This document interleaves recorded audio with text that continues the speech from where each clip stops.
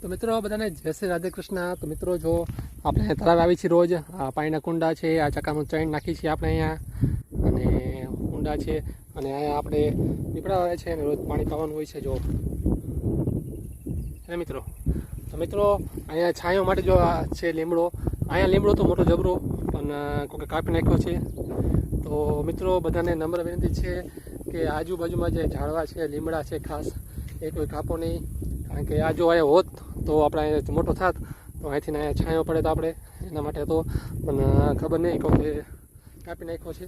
જો આ એક મોટું તો એ કાપી નાખ્યું, આ લીમડો કાપી નાખ્યો, અને આ લીમડો પણ કાપી નાખ્યો જો અહીંથી। તો મિત્રો બધાને ખાસ વિનંતી છે કે લીમડાના જે ઝાડ છે અહીંયા આજુબાજુમાં એ કાપો નહીં, કારણ કે નહીં કાપો તો છાંયો થશે। આપણે પાણી પાવા આવી તે માટે જ કે ઝાડવા થાય મોટા, એના માટે જ આવી છીએ। તો બધાને નમ્ર વિનંતી છે। જય શ્રી રાધે કૃષ્ણ।